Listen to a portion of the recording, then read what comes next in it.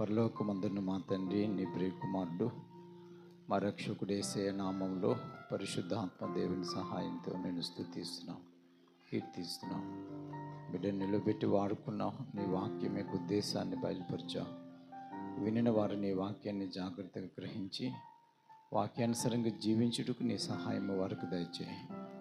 మళ్ళా కొద్దిసేపు నీ వాక్యాన్ని ధ్యానిస్తుండగా వాక్యమైన యేసయ్య నాతో మా అందరితో మాట్లాడు. మా హృదయపు లోతుల్లోనికి నీ వాక్యం వెళ్ళి క్రియ చేయుటకు సహాయం చేయండి. వాక్యానికి మాకు అడ్డు వచ్చు ప్రతి దయ్యాన్ని, దురాత్మను, బద్ధకాన్ని, మనుషుల ఆలోచనలు నజరేయుడైన యేసు నామములో లయపరుస్తున్నాం. నీ రక్తపు కోట్లు మమ్మల్ని భద్రపరచు. బలహీనుని ప్రభువా స్ట్రెంథెన్ చేయండి, వాడుకోనండి. నన్ను నీలో దాచి నీవే కనపరుచుకోమని యేసయ్య నామంలో ప్రార్థిస్తున్నాం తండ్రి, ఆమేన్. దేవునికి స్తోత్రం. హల్లెలూయా.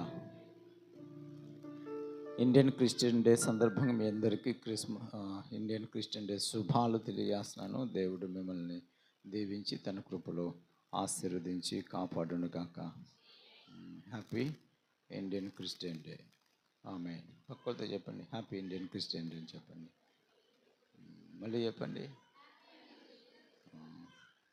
నేను దాని గురించి దాని మీదే వాక్యాన్ని కూడా కొద్దిగా చెప్తా. హల్లెలూయా. మన భారతదేశం క్రీస్తును ఎలా అంగీకరించింది, ఫస్ట్ మన దేశానికి సువార్త ఎలా వచ్చింది, ఎవరు తెచ్చారనే మాటల్లో మనం కొంచెం బ్రీఫ్గా ఆలోచిందాం. మీ అందరికీ మరొకసారి శుభాలు. యేసుక్రీస్తు నామములో నా హృదయపూర్వక వందనాలు తెలియజేస్తున్నాను. దేవుడు మిమ్మల్ని మీ కుటుంబాలను దీవించి కాపాడును కాక. ఆమేన్, ఆమేన్. ఈ భూమి ఒక గ్రహం, అంతే కదా. భూమి అనేది ఏంటి? ఒక గ్రహం. ఈ భూమి మీద దేవుడు ఒక మనిషిని తన స్వరూపంలో చేశాడు. ఆ మనిషి ద్వారా కొన్ని వేల మంది మనుషులు పుట్టుకొచ్చారు. ఆ మొదటి మనిషి పేరే ఆదాము, తన భార్య పేరు హవ్వ. తర్వాత పాపం ఎక్కువైంది, జలప్రలయం వచ్చింది. జలప్రలయం వచ్చిన తర్వాత ఏమైంది?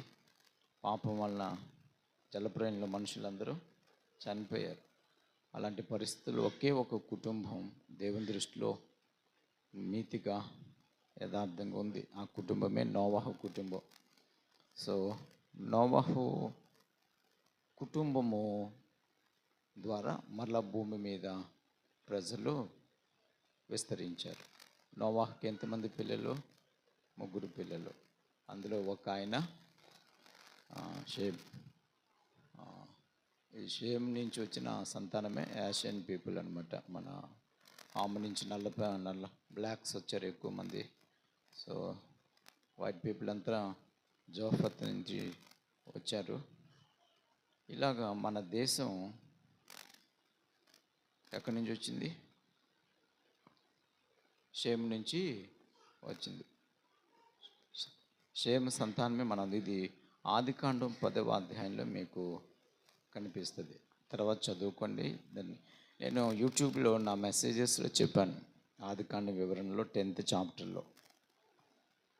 ఇప్పుడు మనము ఎవరి సంతానమో దాన్ని బట్టి అక్కడ అర్థమవుతుంది అనమాట. షేమ్ నుంచి వచ్చిన వాళ్ళమే మనం అందరూ, మన దేశ ప్రజలందరూ. సరే, ఫస్ట్ ఈ భూభాగం తర్వాత 3 భాగాల కింద విభజింపబడింది. 3 ఖండాలు. ఎన్ని ఖండాలు? 3 కాంటినెంట్స్. 3 ఖండాలు పోయి ఏమైంది? నెమ్మదిగా 5 ఖండాల కింద డివైడ్ అయింది. 5 పోయి ఇప్పుడు ఎన్ని? 7. ఇప్పుడు ఎన్ని కాంటినెంట్స్? ఎన్ని? 7 అనమాట. 7 ఖండాలు. సో 7 ఖండాలు. మంది ఏ ఖండం? మంది ఆసియా ఖండం. ఈ ఆసియా ఖండంలోనే ఇశ్రాయేల్ దేశం కూడా ఉంది. అక్కడే యేసయ్య 2000 సంవత్సరాల క్రితం మానవునిగా జన్మించారు. ఎవరు యేసయ్య? అదృశ్యమైన దేవుని స్వరూపం. ఎవరు యేసయ్య? ఆయనే సృష్టికి ఆది సంభూతుడు. ఎవరు యేసయ్య అంటే? ఆయనే దేవాతి దేవుడు. ఆయనే రాజులకు రాజు. ఆయనే ప్రభువులకు ప్రభు. ఆయనే త్వరగా రానయ్యున్న రాసాది రాజు. మరలా ప్రపంచమంతటిని ఏలువాడు ఆయనే. సో ఆయన నరునికి లోకంలో 2000 సంవత్సరాల క్రితం కన్యమర్య గర్భమున మనుషులందరి పాపం నిమిత్తం క్రైదనంగా తన ప్రాణం పెట్టడానికి, మనుషులను తన స్వరక్తం చేత కడిగి పవిత్రపరిచి తన సొత్తైన జనాంగంగా చేసుకోవడానికి ఈ లోకంలో ఆయన జన్మించారు. పాపం నుంచి, శాపం నుంచి విడిపించి మానవాళ్ళని రక్షించడానికి, నిత్యత్వం ఇవ్వడానికి. ఆయన ఈ భూమి మీద ఉన్నప్పుడు 12 మంది శిష్యులను ఆయన ఏర్పరచుకున్నారు. ఆయనకి ఎంతోమంది శిష్యులు ఉన్నారు, కానీ ప్రత్యేకమైన శిష్యులు ఎవరంటే 12 మంది. అందులో ఒక ఆయన దిదుమానబడిన తోమా. ఏం పేరు చెప్పండి? దిదుమానబడిన తోమా. సో యేసు ప్రభు పరలోకానికి ఆరోహణమై వెళ్ళిపోయిన తర్వాత తోమా, శిష్యులకైన తోమా మన భారతదేశానికి క్రీస్తు శకం ఇంచుమించు 52 ఇయర్స్లో ఆయన సువార్తను తీసుకుని వచ్చారు. భవన కట్టడాల నిర్మాణంలో నిపుణత కలిగిన వాడు, మంచి జ్ఞానం కలిగిన వాడు. చరిత్ర చెప్తుంది, ఫస్ట్ 42లో పంజాబ్ వచ్చి రాజుగారి దగ్గర పట్టణ భవనాలు కట్టడంలో బాగా వాడబడ్డాడని, ఆయన చనిపోతే ప్రార్థన చేసి బ్రతికించాడని కొంచెం చరిత్ర చెబుతుంది. కానీ తర్వాత మరలా తనకు ఆపర్చునిటీ వచ్చింది. 52వ సంవత్సరంలో ఆయన కేరళ వచ్చారు. ఎక్కడికి వచ్చారు? కేరళ. ఫస్ట్ సువార్థీకరణ కేరళలో జరిగింది, పంజాబ్ తర్వాత మళ్ళీ 72లో తమిళనాడు వచ్చారు. అందుకని మన దేశంలో కేరళలో అలాగనే చెన్నై, తమిళనాడులో ఎక్కువ మంది దేవుని పిల్లలు ఉంటారు. భారతదేశానికి మొట్టమొదటి సువార్త తీసుకొచ్చింది యేసు ప్రభు శిష్యుడైన తోమా. అమెరికా వాళ్ళు కాదు. కొంతమందికి చరిత్ర తెలియదు, కొంతమందికి నోరు ఎక్కువ ఉంటుంది కదా, ఇంక వాళ్ళు తప్పు మాట్లాడినా అది పంది కాదు నంది అంటే నందే, అంతే. నంది కాదు పంది అంటే అంతే.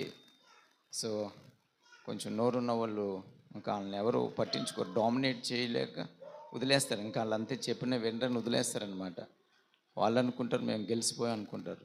గెలిచిపోవడం కాదు, ఇంక వీళ్ళకి వేస్ట్, మూర్ఖులు, వీళ్ళు వెంటనే వదిలేశారనమాట. అది దాని అర్థం. అలాగా అమెరికా వాళ్ళ వలన సువార్త రాలేదు. ఫస్ట్ యేసు ప్రభు శిష్యుడైన తోమా ద్వారా సువార్త అనేది ఇక్కడికి భారతదేశానికి వచ్చింది. ఎంతోమంది ఇన్ఫ్లుయెన్స్ అవ్వారు.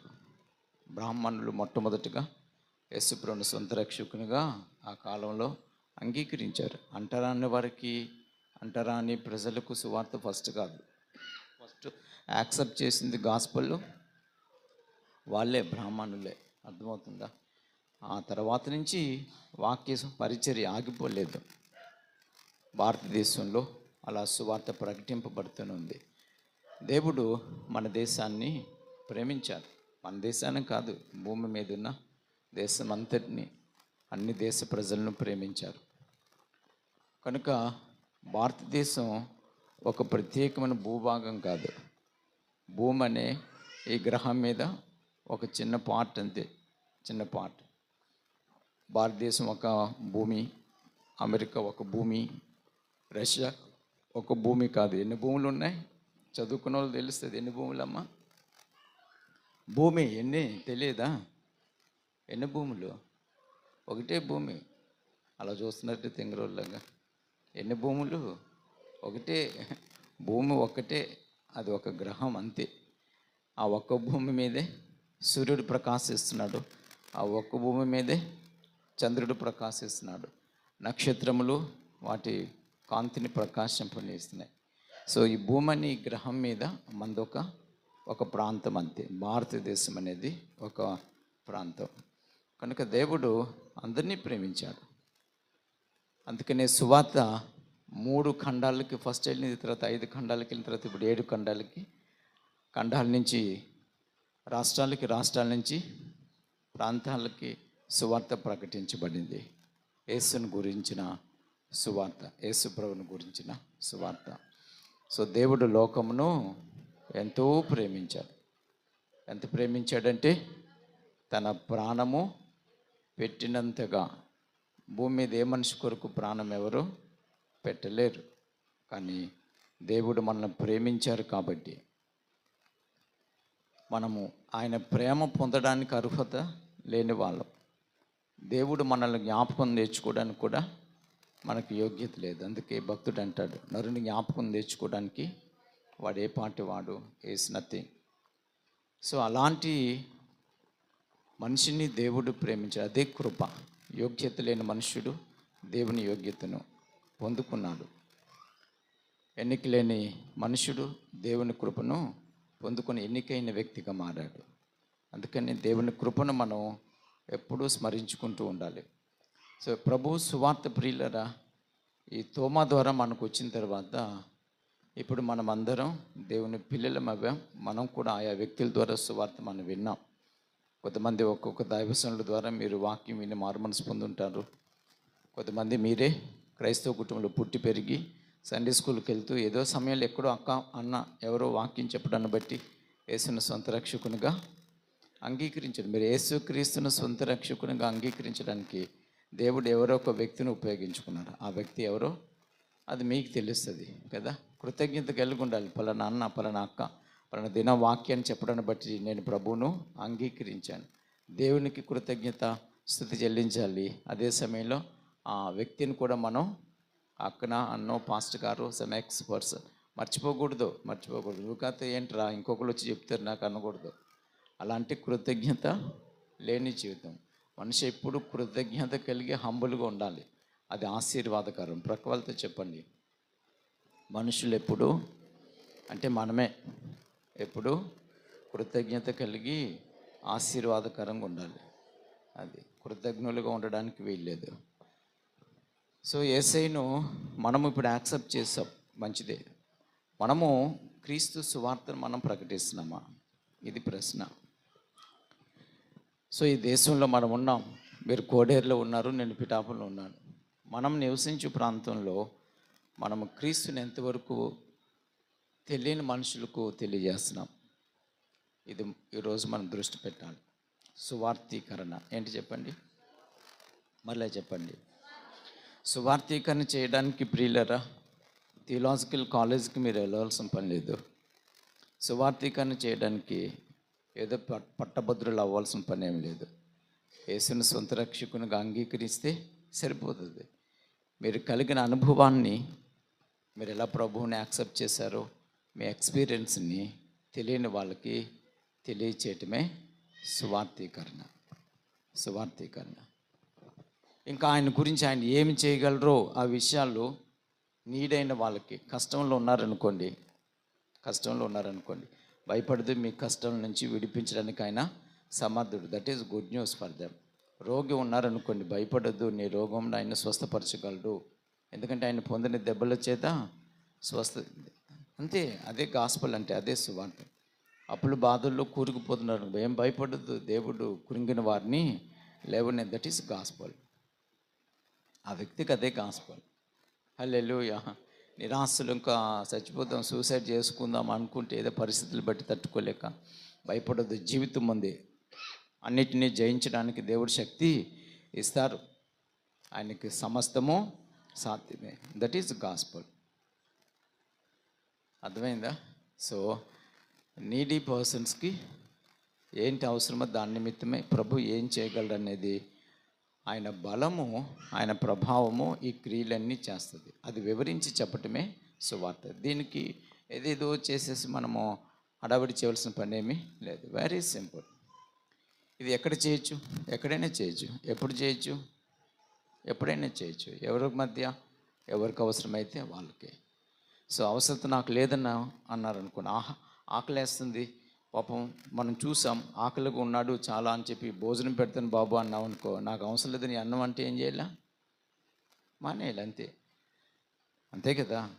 సో అక్కడ నీ వర్ణం ఏంటి, నీ కులం ఏంటి, నీ మతం ఏంటి అని అడిగాడు అనుకో, ఆడికి ఆకలి ఉంది, భోజనం పెడతాం బాబు అంటే నీ వర్ణం ఏంటి, నీ కులం ఏంటి, నీ మతం ఏంటి, నువ్వెవరో అని 100 ప్రశ్నలు వేసాడు అనుకో, వాడికి అన్నం పెట్టవసరం లేదు, వచ్చేయాలన్నమాట. ఆకలి అన్న వాళ్ళకి ఆహారం పెట్టాలి, దాహం అన్న వాళ్ళకి దప్పికి తీసిన నీళ్ళు ఇవ్వాలి, వస్త్రహీనత రియల్గా ఉన్న వాళ్ళకి, అది అవసరత అన్న వాళ్ళకి వస్త్రం ఇవ్వాలి. దేవునికి స్తోత్రం. సో ఇలా మనం దేవుని పనులు చేయాలి. సువార్తీకరణ దినం యేసుప్రభుని సొంత రక్షకునిగా అంగీకరించి చర్చకొస్తున్న వాళ్ళు ఎంతమంది చేస్తున్నారు? ఇది ప్రశ్న. ఎంతమంది చేస్తున్నారు? ఇది నా పని కాదు, ఇది నా డ్యూటీ కాదు అనుకుంటారు చాలామంది. అది నీ పని, అది నీ పని, ప్రతి క్రైస్తవుని పని అది. సువార్తీకరణ అనేది ప్రతి దేవుని బిడ్డ చేయవలసిన పని. అలా చేయకపోతే మనం నష్టపోతాం. రేపొద్దుట దేవుడు ఈ ప్రశ్న వేస్తాడు, నన్ను గూర్చి నీకు తెలుసు కదా, ఎంతమందికి నువ్వు చెప్పావని అంటాడు. ఒక హోటల్ బాగుందనుకోండి, ఎక్కడైనా ఖచ్చితంగా ఎవరైనా వెళ్తుంటే పలానా హోటల్ బాగుంది ఆ చెంట్లో, అక్కడికి వెళ్ళండి అంటారా? అంటారు. ఒక స్వీట్ స్టాల్ బాగుందనుకో, పలానా చోట స్వీట్ స్టాల్ స్వీట్స్ బాగుంటాయి అంటారా? అన్నిటికీ టీ స్టాల్ బాగుందనుకో చోట, పలానా చోట టీ స్టాల్ బాగుంది, అక్కడ టీ బాగుంటుంది వెళ్ళండి అంటారా? అన్నిటి కోసం పబ్లిసిటీ చేస్తారు, కానీ వేసే దగ్గరికి వచ్చేసరికి మాత్రం బెల్లం కొట్టిన రాయి అంటారే, అలా ఉంటారన్నమాట. అది నువ్వు ఎప్పుడు మారుతావు? ఇది ప్రశ్న. ఎంతకాలం స్వార్థపూరిత క్రైస్తవ జీవితం? నేను ప్రార్థన, దేవుడు అంతే, సఫిషియంట్, అయిపోయింది. No, you must be spread the gospel. అందుకే యేసుప్రభు వారు ఆయన అంటున్నారు, నీవు ఈ లోకంలో వెలుగై ఉన్నావు కదా అంటున్నారు. ఏమై ఉన్నావు? నీ మీదకి వెలుగు ప్రకాశించుచున్నది. హల్లెలూయా. You are the light to the world. దయచేసి ఆ వచనం చూడండి, మత్తయి సువార్త. పిల్లల్ని మీ దగ్గర పెట్టుకోండి. 5వ అధ్యాయం కొండ మీద ప్రసంగం చేస్తూ ఆయన చెప్పిన మాట 14వ వచనం, మీరు లోకమునకు వెలుగై ఉన్నారు. ఆయన ఆ కుక్కను కొట్టెళ్ళి, మీరు లోకమునకు, చాలు ప్రక్క వాళ్ళతో చెప్పండి, నీవు లోకమునకు వెలుగై ఉన్నావు. నీవు పిల్లల మీ దగ్గర పెట్టుకున్నామా.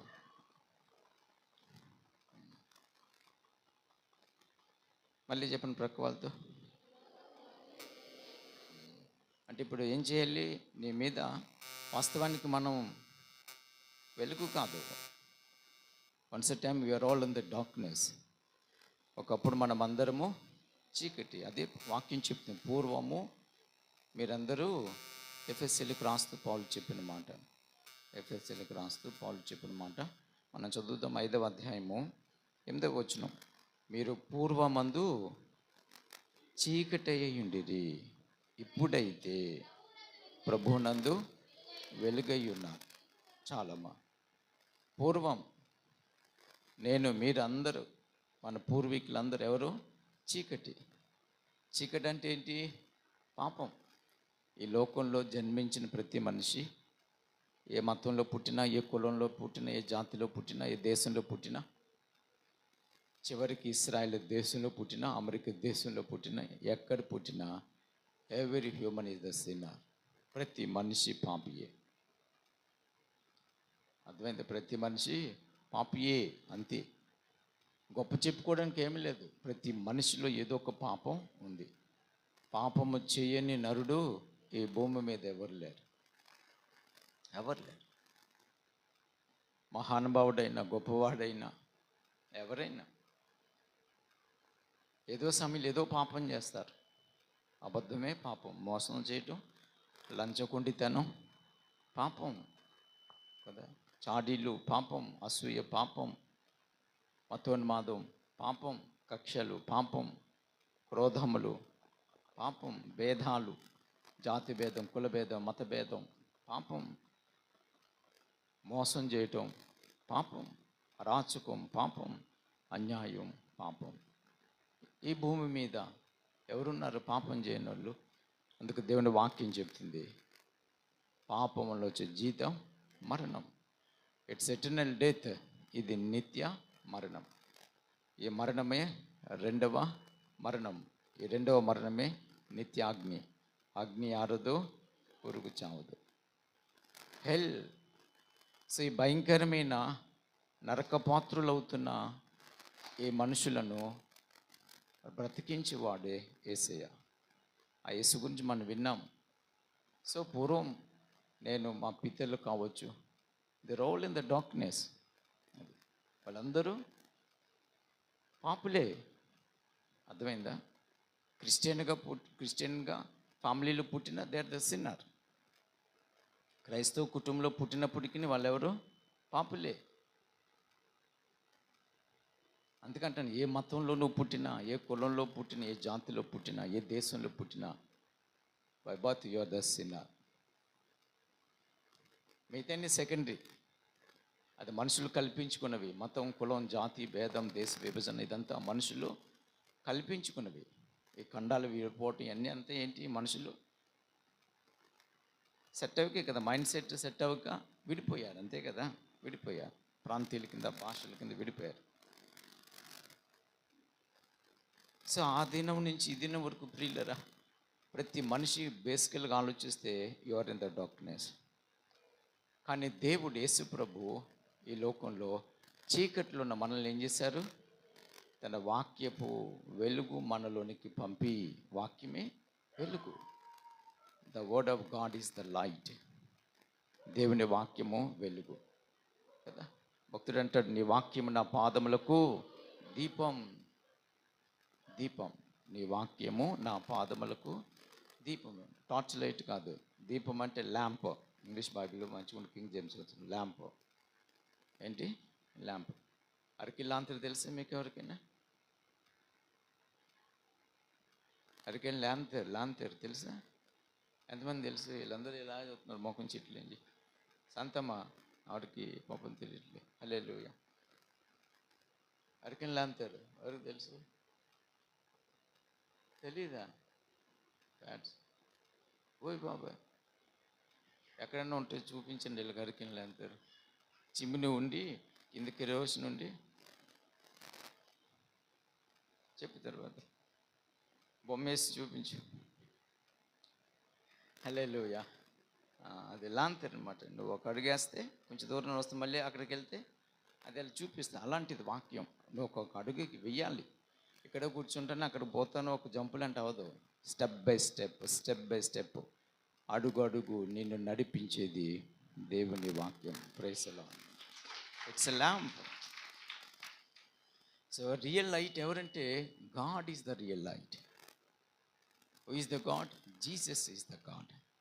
యేసే దేవుడు, ఆయన దేవుడు. ఆయన అన్నారు, ఈ లోకంలో ఉన్నప్పుడు నేను లోకమునకు, ఆయన డిక్లేర్ చేశాను.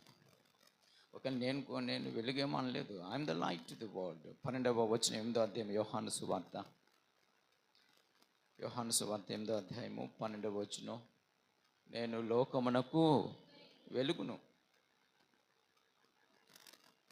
చాలా స్పష్టంగా ఉంది, నేను లోకమునకు వెలుగును. అంతే. ఆయన వెలుగైన వాడు, హిమ్సెల్ఫ్ ద లైట్. ఆయనే వెలుగైన దేవుడు. ఆయన ఎవరు వెలిగించవలసిన పని లేదు. ఆయనే వెలుగై ఉన్నాడు. ఈ భూమి మీదకి వెలుగు కూడా సూర్యుడు, చంద్రుడు, నక్షత్రాలు లేనప్పుడు ఎక్కడి నుంచి వచ్చింది? ఆయన నోటి నుంచి పలుకగా వచ్చింది. వెలుగు కమ్మని పలుకగా వెలుగాను. ఆయన ఏది పలుకుతే అది అవుతుంది. ఎందుకంటే ఆయన దేవుడు. ఆయన ఎవరు చెప్పండి? దేవుడు కదా. కొంతమంది మిమ్మల్ని ప్రశ్నలు వేస్తారు, మీ పూర్వీకులు హిందువులు కదా, మీరు ఇప్పుడు క్రైస్తవులు అని చెప్పేసుకో. అవును, పూర్వీకులు హిందువులు కావచ్చు, ఇంకోళ్ళు కావచ్చు, బట్ ఎవరైనప్పటికీ యు ఆర్ ద సిన్నర్. హల్లెలూయా. బైబిల్ ఎక్కడ జాతికి, కులానికి, మతానికి, ప్రాంతానికి చోటు లేదు. ఎందుకంటే దేవుడు మనుషుల్నే దృష్టి పెట్టాడు. ఆ మనిషి ఎక్కడైనా ఉండొచ్చు, ఏ మతంలో అయినా ఉండొచ్చు, ఏ కులంలో అయినా ఉండొచ్చు. ఆయనకి మనిషే కావాలి. ఆయన తన స్వరూపంలో చేసుకున్న మానవుడు, అంతే, మనిషి అంతే. అందుకని దేవుని ప్రేమ ప్రాంతం మీద, కులం మీద, జాతి మీద ఉండదు. దేవుని ప్రేమ ఎవరి మీద ఉంటుంది? మనుషుల మీద ఉంటుంది, ప్రాంతం మీద కాదు. కొంతమంది మా చర్చిని దేవుడు ఎక్కువ ప్రేమిస్తున్నాడు, అందుకే మా చర్చిలో ఎక్కువ మిరకిల్స్ జరుగుతుంటాయి. No, never. నమ్మవలసిన పని లేదు అలాంటివి. అర్థమైందా? దేవుడు అందరినీ ప్రేమించుచున్నాడు. ఆయన అన్ని చోట్ల ఉన్నవాడు, అందరినీ ప్రేమించుచున్నవాడు. పాపిని మరింత ప్రేమించేవాడు ఆయనే. దేవునికి స్తోత్రం. ఆయనలా పాపిని ప్రేమించేవారు ఎవరు ఉండరు. ఎందుకు పాపిని ప్రేమించాడంటే, ప్రేమిస్తేనే ఒక వ్యక్తి మార్పు చెందగలడు. ద్వేషిస్తే అతడికి మార్పు చెందుతాడు. ఒక వ్యక్తి పరివర్తన చెందాలన్నా, ఒక వ్యక్తి మార్పు చెందాలన్నా, ఒక వ్యక్తి తన స్థితి నుంచి బయటపడి మంచి స్థాయికి ఎదగాలన్నా ఆ వ్యక్తికి కావాల్సింది ప్రేమ. ఏంటి చెప్పండి? అందుకని దేవుడు ఏం చేశాడు? ప్రేమ స్వరూపిగా ఈ లోకానికి వచ్చాడు. ఆమేన్. అందుకే దేవుని గురించి వాక్యం చెప్తుంది, ఆయన ప్రేమ స్వరూపి. అందరూ చెప్పండి, యేసయ్యా ప్రేమ స్వరూపి. ప్రేమా స్వరూపి యేసు, ప్రేమా స్వరూపి యేసు, ప్రేమా స్వరూపి యేసు, ప్రేమా స్వరూపి యేసు. నీ ప్రేమే మధురం, నీ ప్రేమే మధురం, నీ ప్రేమే మధురం, నీ ప్రేమే అమృతం. ప్రేమా స్వరూపి యేసు.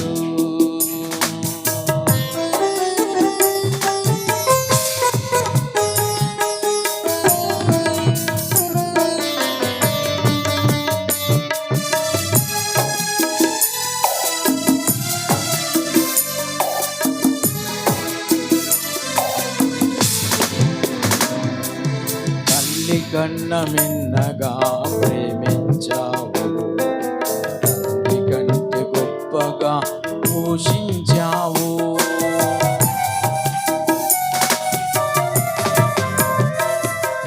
తల్లి కన్న మిన్నగా ప్రేమించావు, తండ్రి కంటే గొప్పగా పోషించావు. స్నేహితునిలా తోడు నిలిచావు, స్నేహితునిలా నా తోడు నిలిచావు. ఆప్తునిలాగా ఆదుకున్నావు, ఆప్తునిలాగా నన్ను ఆదుకున్నావు. ప్రేమా స్వరూపి యేసు, ప్రేమా స్వరూపి యేసు, ప్రేమా స్వరూపి యేసు. హల్లెలూయా, హల్లెలూయా. దేవుని ప్రేమ గురించి ఆలోచించినప్పుడు అది నా మదిలో వచ్చిన మాట. అది ప్రైజ్ ది లార్డ్. హల్లెలూయా. అందులో ఉండవమ్మా. Praise the Lord. హల్లెలూయా, హల్లెలూయా.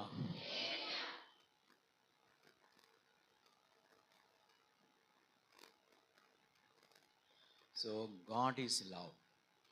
దేవుడు ప్రేమయ్య ఉన్నారు. ఆమేన్, ఆమేన్. సో ఆయన ప్రేమించి మనల్ని ఏం చేశారంటే తన వెలుగును మనకు ఇచ్చారు. కాబట్టి మనం ఏమయ్యాం? వెలుగయ్యాం. We're not the light because of him. మన వెలుగు కాదు, ఆయన వెలుగై ఉన్నారు. ఆయన వెలుగు మనకి ఇచ్చారు. అందుకని ఆయన యెషయా ప్రవక్త ఇలా అంటారు. దయచేసి ఒకసారి యెషయా గ్రంథం 60 అధ్యాయం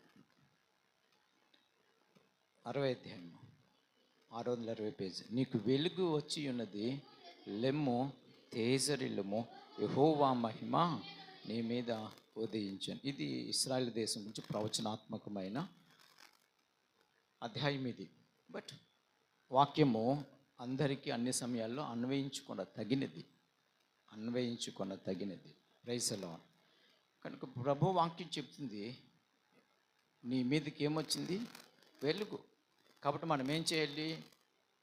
లేవాలి, తేజరిల్లాలి, మన వెలుగును ప్రకాశింపనేయాలి. యేసే అదే అన్నారు. అది కూడా కొండ మీద ఎవడు దీపం వెలిగించి కొంచెం కింద మంచం కింద పెట్టరు. ఆ వెలుగు అందరికీ వెలుగు కనబడడానికి దీపస్తంభం మీద పెడతారు. అంతేనా కదా? అది దీపస్తంభం మీద పెడతారు. ఎందుకు? లైట్ వెళ్ళాలంటే కొంచెం హైట్లో ఉండాలి. అందుకే ఇప్పుడు వాక్యం కూడా చెప్తుంది, లే తేజరిల్లు. ఎవరి గురించి? నీ గురించే, నా గురించి. నాకు నేను చెప్పుకోవాలి, దేవుని వెలుగు నా మీద ప్రకాశిస్తుంది. కాబట్టి నేను ఏం చేయాలి? ఎక్కడున్నా నాలోని వెలుగును ప్రకాశింపనీయాలి. హైట్ చేయకూడదు. సంతలోకి వెళ్ళినా నీ వెలుగు ప్రకాశించాలి, పట్టణానికి వెళ్ళినా నీ వెలుగు ప్రకాశించాలి. మీరు ఎక్కడికి వెళ్ళినా సరే మీ వెలుగును ప్రకాశింపనియ్యాలి. వెలుగేం చేయాలి? ప్రకాశింపనియ్యాలి. హైడ్ అయిపోకూడదు. హైడ్ అయిపోయేలాగుంటే నువ్వు ప్రభుని విడిచిపెట్టేయటం మంచిది. లోకంలో కలిసిపోయి ఎంజాయ్ చేయొచ్చు, చచ్చిపోయి నరకానికి పోయి అక్కడ బాధపడవచ్చు. బట్ ఈ లోకంలో ఉంటే నువ్వెవరివో గుర్తించుకోవాలి. నువ్వు క్రిస్టియన్ సంగతి పక్కన పెట్టు, అది పక్కన పెట్టు. You are the light, you are the light. నువ్వు వెలుగు, అంతే. నువ్వు వెలుగు సంబంధివి. చెప్పండి, నేను వెలుగును, నేను వెలుగు సంబంధిని. గట్టిగా చెప్పరే. చీకటి అయితే గట్టిగా చెప్తారా ఏంటి? ఎవరనుకున్నావు? తాగబోతుని గట్టిగా చెప్తాడు. నేను ఎవరిని అనుకున్నావు? తిండిపోతుని, తిట్టుపోతుని, ఇంకెన్ని పోతులో మనకు తెలియదు. కొంతమంది అవి పాపాన్ని చాలా గర్వంగా చెప్పుకుంటారు. నా పేరు చెప్తే మా ఊర్లో ఏ అమ్మాయికైనా భయం, తెలుసా? ఏటనుకున్నావు? నన్ను కోసమా వాళ్ళు అంటారని చెప్తున్నాను. అది గొప్ప చెప్పుకోవడం. అది సిగ్గుపడవలసింది. లోకం ఏం చేస్తుంది? గొప్పగా గర్వంగా చెప్పుకుంటుంది. సిగ్గుపడవలసినవి. చూశారు? కొంచెం భలే చెప్తారు. నా నోట్లో ఎవరు నోటు తెలుసా? జగన్కి అయితే పెద్ద గొప్పలాగా జగడుగుండెని అవార్డు రాసి ఇచ్చేయాలి ప్రధానమంత్రి గారు, రాష్ట్రపతి గారు. వాళ్ళకు కూడా అవార్డులు పెడితే ఇప్పుడు మీ ఊర్లో ఎంతమంది వెళ్తారు, సెలెక్ట్ అవుతారు నాకు తెలియదు. రాసిన వాళ్ళ మీద తన్నేస్తారు వెళ్ళిపోయి. అది సో అవి కాదు. దేని యందు అతిశయించాలో మనుషుడు దాని యందు అతిశయించాలి. గొప్పగా చెప్పుకోవాల్సిందంటే I'm the light to the world, గొప్పగా చెప్పుకోవాలి. హల్లెలూయా. ఇంకా గట్టిగా. మీరు క్రైస్తవులు అని యేసుప్రభు అనలేదు, అన్నారా? యు ఆర్ మై డిసైపుల్ అన్నారు, యు ఆర్ మై ఫ్రెండ్ అన్నారు, you are the light to the world అన్నారు, you are the salt to the world అన్నారు. Praise the Lord. చూసిన ప్రజలు ఏం చేశారంటే పేరు పెట్టారు. వీళ్ళందరూ క్రీస్తులాగా ఉన్నారా అనుకుని క్రైస్తవులు అని పేరు పెట్టారు. But we're not a Christian, we're the children of God. ఆమేన్. మనము దేవుని పిల్లలం. చెప్పండి గర్వంగా, నవ్వుతూ పక్క వాళ్ళతో చేయి పట్టుకుని చెప్పు, మనము దేవుని పిల్లలం, ఈ లోకానికి వెలుగై ఉన్నవాళ్ళు. మళ్ళీ చెప్పండి గట్టిగా, ఇంకొకసారి గట్టిగా చెప్పండి. ఇప్పుడు దేవుని వెలుగు ఎవరి మీద ప్రకాశిస్తుంది? నీ మీద. ఇప్పుడు నువ్వేం చేయాలి? తేజరిల్లాలి. మీరు ఎక్కడుంటే అక్కడే తేజరిల్లండి. మీ ఇంట్లో తేజరిల్లండి. మీరు బయట ఎవరితో మాట్లాడితే ఆ ప్లేస్లో తేజరిల్లండి. మీరు ఎక్కడికి వెళ్తే అక్కడ తేజరిల్లండి. ఎందుకు? ఆయన మహిమ నీ మీద ఉదయిస్తూ ఉంది. దేవుని మహిమ మీ మీద ఉదయిస్తున్నప్పటికీ మీ వెలుగును ప్రకాశింపనీయకపోతే అది కూడా తప్పే, అది కూడా పాపమే. దేవుని మహిమను మనం ఏం చేస్తున్నాం? దుర్వినియోగం చేస్తున్నాం. ఇట్లే చేయకపోవటం కూడా పాపమే. గిఫ్ట్ ఇచ్చినా ఉపయోగించి కూడా పాపమా కదా? ఇచ్చినా నరకానికి ఉపయోగించకపోతే నరకానికి తోస్తాడా లేదా? కాలేజీలో బట్టి వేసాడు. అదమ్మా 5, 3, 2, 1 తలాంతులు. ఓరు బాబాయ్, 5, 2, 1 తలాంతు. ఒకటి భూమిలో పెట్టాడా లేదా? ఉపయోగించాడా? మీ తలాంతును ఉపయోగించకపోయినా పాపం. హల్లెలూయా.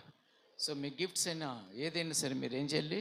ఉపయోగించాలి. దేవుని వెలుగు నీ మీద ప్రకాశిస్తుంది. ఉపయోగించాలా వద్దా? దాచేయాలా? నేనే పాపం చేయలేదయ్యా అంటే నేను ఇచ్చిన వెలుగును నువ్వు ఉపయోగించలేదు, అదే పాపం, వెళ్ళి నరకానికి అంటాడు. అందుకని దేవుని మహిమ నీ మీద, ఈ భూమి అనగా మన దేశం, ఈ భూమి మీద మన దేశం భారతదేశము పూర్తిగా చీకటి కమ్మకముంది. చీకటి అనేది కమ్ముచున్నది. పూర్తిగా చీకటి కమ్మకముంది. భయంకరమైన కటికి చీకటి ఈ జనములను అంటే మనుషులను కమ్మివేయక ముందే దేవుని మహిమ నీలో నుంచి దేశం మీదకి ప్రకాశించాలి. అది ఇండియన్ క్రిస్టియన్ డేలో ఈరోజు నీకు మెసేజ్ ఇది. Indian Christian day, happy Indian Christian చెప్పుకోవడం గొప్ప కాదు. మీరు ఎన్ని సంవత్సరాలు చర్చ్కి వెళ్ళినా మీ మహిమ ప్రకాశింపలేకపోతే లెక్క అప్పగించుకోవాలి. ఏదో రోజు చచ్చిపోతాం. ఎవరైనా చావరా ఏంటి? జబ్బొచ్చో చచ్చిపోతాం, లేకపోతే జబ్బు రాకపోయినా చచ్చిపోతాం. ఎప్పటికైనా చచ్చిపోతాం. చావకు ముందే ఆయన నీకు ఉచితంగా ఇచ్చిన మహిమను లోకంలో చాలామంది థర్స్టీగా ఉన్నారు తెలుసా. India is the thirsty for the real gospel, real profits. దొంగ సేవకులు, దొంగ బోధకులు, దొంగ అపోస్తులు, దొంగ ప్రవక్తలు బయలుదేరి క్రిస్టియానిటీని ఈ దేశంలో కల్పిస్తున్నారు. కానీ but India is the thirsty for the real prophets, real preachers. ఆమేన్, ఆమేన్. మీ ఊరు కూడా ఎదురు చూస్తుంది మీలో క్రీస్తుని చూడాలని. తెలుసా మీకు? మీ ఊరు ప్రజలు మీకోసం మీలో క్రీస్తుని చూడాలని ఎదురు చూస్తుంది. మీరు మిమ్మల్ని మీరే చూపించేసుకుంటున్నారు. ఇంకా కొంచెం ఎక్కువైతే దెయ్యాన్ని చూపిస్తారు, ఇంకా ఎక్కువైతే రాక్షసునో చూపిస్తారు, ఇంకా ఎక్కువైతే పిశాచునో చూపిస్తారు. కానీ మీ ఊరు ప్రజలు మీలో ఎవరిని చూడాలనుకుంటున్నారు? క్రీస్తుని చూడాలనుకుంటున్నారు. ఒకవేళ మీరు క్రీస్తును మీలో వాళ్ళు చూడగలిగిన రోజు మీ ఊరు భాగ్యం అయిపోతుంది, ధన్యం అయిపోతుంది. ఎప్పుడు చూపిస్తారు? క్రీస్తు డయాగ్రామ్ వేసి చూపిస్తారా? అది కాదు. నీవే, వాక్యం చెప్తుంది, నీవే నా మహిమ నీ మీద ప్రకాశిస్తుంది కాబట్టి నీవే వెలుగు, నీవే ప్రకాశించు. ఏంటి ప్రకాశించాలి? క్రీస్తు, అంతే. ఆయన లక్షణాలు మనలో నుంచి చూపించడమే క్రీస్తుని చూపించడం, అంతే. దేవుణ్ణి ఎవరు చూడలేదు, ఆయన స్వరమును ఎవరైనాడు వెళ్ళే. కానీ ఆ దేవాతి దేవుడు, అదృశ్యమైన దేవాతి దేవుడు ఎలా ఉంటాడో లోకానికి కనుపరిచింది, తెలియచేసింది, చూపించింది యేసు క్రీస్తు ప్రభు. యేసు క్రీస్తు. ఓహో దేవుడు ఇలా ఉంటాడా? యేసయ్యను చూసిన వాళ్ళు అనుకున్నా, ఓహో దేవుడు ఇలా ఉంటాడా, ఓహో దేవుడు ఇలా ఉంటాడా. ఇప్పుడు ఆయన అంటున్నారు, నేను ఎలా మాదిరి చూపించానో, నేను కనబడని దేవుణ్ణి నాలో ఎలా అందరికీ కనబడేలా చూపించాను, మీరు కూడా అలాగా చూపించాను. నేను మాదిరే ఉన్నాను మీకు, అంతేనన్నాడు. నేను మీకు మాదిరి ఉంచి వెళ్ళిపోయాను. సో ఆయన అంటున్నారు, నన్ను వెంబడించండి. సో నేను ఎలా, నా లైఫ్ స్టైల్ ఎలా ఉంది, నేను ఎలా జీవించాను, మీరు కూడా అలా జీవించండి. అది వెలుగును ప్రకాశింపనేటువంటి.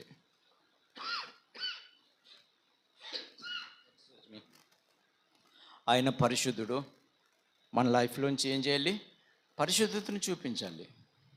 ఆయన ప్రేమ స్వరూపి. మన లైఫ్ నుంచి ఏం చూపించాలి? ప్రేమను చూపించాలి.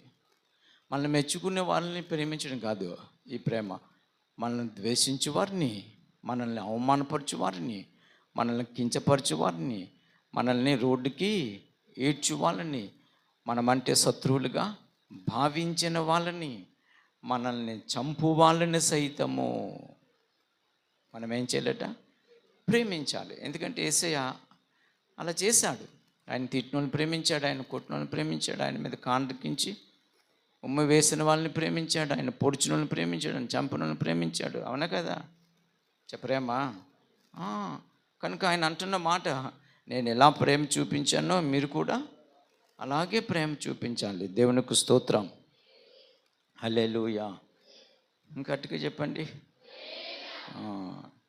అందుకే యేసయ్య అన్నారు 5వ అధ్యాయం 46వ వచనం మత్తయి సువార్తలో, మీరు మిమ్మల్ని ప్రేమించు వారిని ప్రేమించినట్లా మీకేమి ఫలము కలుగును? సుంకరులను అలాగూ చేయుచున్నారు. మీ సహోదరులకు మాత్రం వందనం చేసినట్లా మీరు ఎక్కువ చేయుచున్నది ఏంటి? అన్యజనులను కొంచెం ఇలా తిప్ప, అన్యజనులను అలాగూ చేయుచున్నారు కదా. మీ పరలోకపు తండ్రి పరిపూర్ణుడు కనుక మీరును పరిపూర్ణులుగా ఉండాలి. అంటే అర్థం ఏంటి? నేను ఎలా ప్రేమించానో మీరును. ఇది నా ఛాలెంజ్ ప్రశ్న మీకు. మీరు అలా ప్రేమిస్తున్నారా? ఇక్కడ వాక్యంలో చెప్పినట్లు ప్రేమిస్తున్నారా? మిమ్మల్ని ద్వేషించమని ప్రేమిస్తారా మీరు? మాట్లాడరే. మీ గురించి బ్యాడ్గా రాసిన వాళ్ళ గురించి మీరు ప్రేమిస్తారా? నా గురించి ఫేస్బుక్లో ముగ్గురు మనుషులు చాలా బ్యాడ్గా మా చర్చికి వచ్చి, ఇప్పుడు వాళ్ళు పరిచయం చేస్తాను అనుకోండి, చాలా బ్యాడ్గా రాసుకొచ్చారు ఫేస్బుక్లో. మళ్ళీ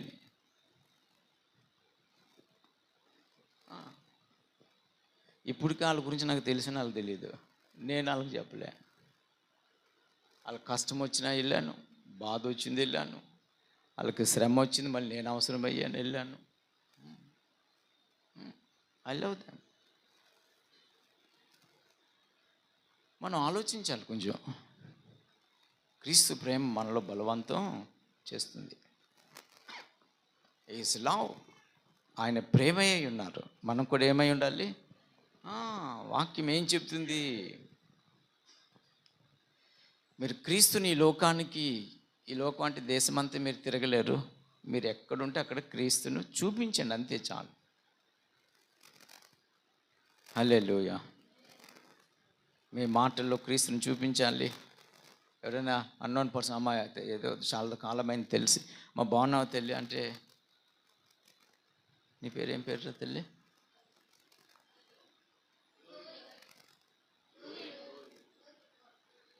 గ్లోరీ. లోయ అన్నట్లు వినిపిస్తుంది, కొంచెం చెవులు పనిచేయట్లేదు నాకు. గ్లోరీ.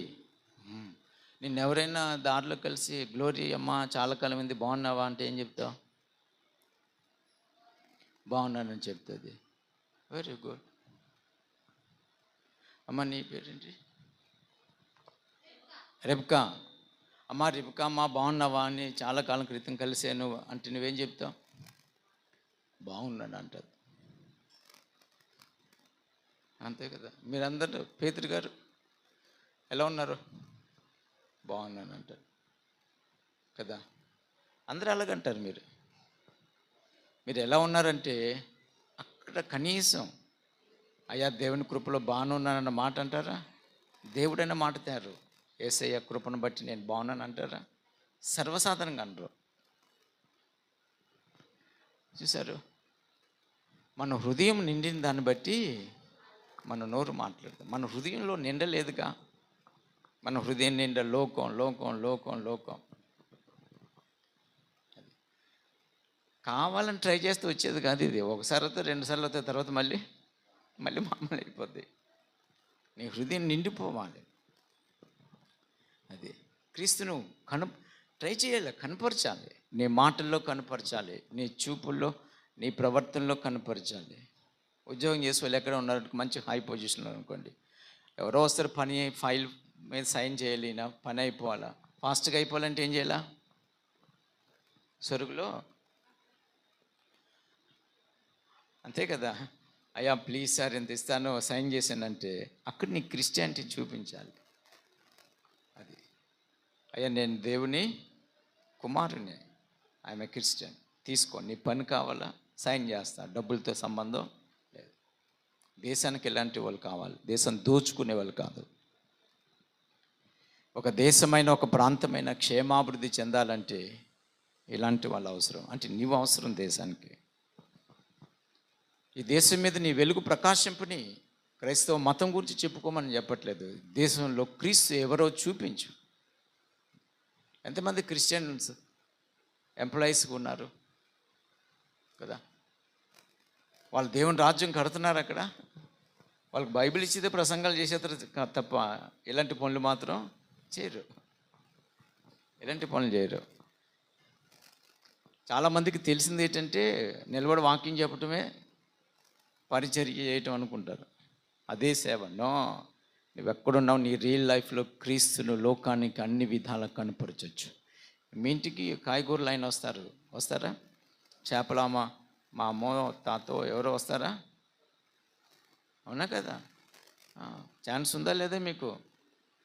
చేపలు కొనుక్కుంటూ మంచిగా ఒకలా ఆవిడ నిరుపేదదై పాపం కష్టపడుతుంటే 100 రూపాయల చేపలకు 30 రూపాయలకి బేరమాడితే ఇంకో 2 చేపలు పక్క నుంచి వేసేసేయటం కాదు.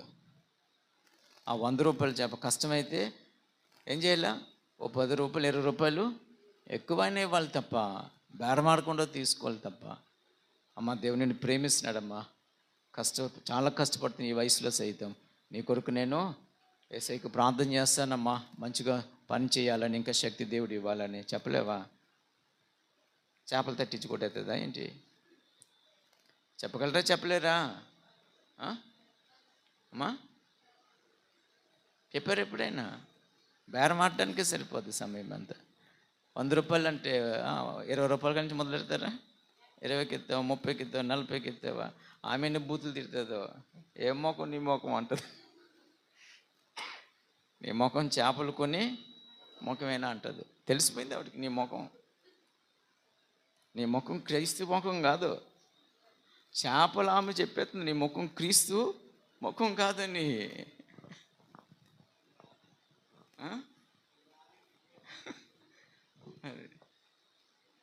హల్లెలూయా. అర్థమవుతుందమ్మా? క్రైస్తవ్యమో ఎందుకు స్ప్రెడ్ అవట్లంటే కారణం నువ్వే. క్రీస్తుని చూపలేకపోతున్నావు. నీకు ఎంతో సోర్సెస్ ఉన్నాయి, ఛాన్స్ చాలా ఉంది, దాన్ని ఉపయోగించుకోవట్లే, దుర్వినియోగం చేసుకుంటున్నాను అనమాట. క్రీస్తు ప్రేమను ఏం చేయాలి? చూపించాలి. క్రీస్తు ప్రేమను చూపించాలి. మీరు వెళ్ళే బట్టల షాపులైనా మాల్ ఎక్కడైనా మీకు గుడ్ విల్ ఉండాలి. అది ఆయనండి పాస్టర్ గారు అంటే చెప్పాలి. ఎవరు? బట్టలు కుట్టాయని చెప్పాలి నీకోసం. ఆయనండి పాస్టర్ గారు అంటే, ఆయనండి మంచి విశ్వాసం, దేవుని కుమారుడు, వాళ్ళు క్రిస్టియన్. అందరిలా కాదండి, చెప్పాలి వాళ్ళు ఇతరులకి. ఏది నీ సాక్ష్యం? క్రీస్తుని ఎక్కడ కనపరుస్తున్నావు? ఇంట్లోనే కనపరచవు క్రీస్తుని. ఇంట్లోనే ఒక పూటకు ఒక దెయ్యం అయిపోతావు కదా. ఒక రోజుకు ఒక దెయ్యం అవతారం వచ్చేది. ఎన్నో ఉంటాయి కదా లోపల. ఒకళ్ళు ఎన్ని ఉన్నాయంట? 6000. ఎన్ని? సేనా అంటే 6000 అని. 6000. మీలో ఎన్ని ఉన్నాయి? ఏమో నాకు తెలియదు. అందుకని రోజుకొకటి అవతారం ఎత్తుతారనమాట. క్రీస్తు మీలో నిలబడియండి. క్రీస్తు దేవుని వాక్యం, అందుకే avoid in the word of God. దేవుని వాక్యం అందు మీరు నిలిచి ఉండండి. Avoid in Christ. క్రీస్తునందు నిలబడండి. హల్లెలూయా. ఓ క్రిస్టియానిటీ ఎప్పుడు ఎలా అవుతుందంటే, నువ్వు క్రీస్తును లోకానికి చూపించినప్పుడు. ట్రై చేయండి చిన్నగా. ప్రభు త్వరగా వస్తున్నారు. హల్లెలూయా. Is coming very soon. ఈ టైం చాలా దూరంగా లేదు, చాలా దగ్గరగా కదా. రారాజు వస్తున్నాడు జనులారా, రాజ్యం తెస్తున్నాడు, త్వరపడి వేగం రండి.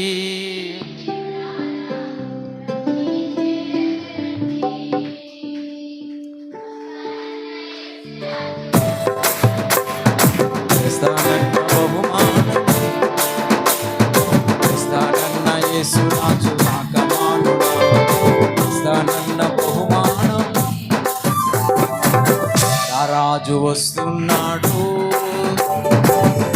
రాజ్యం తెస్తున్నాడు,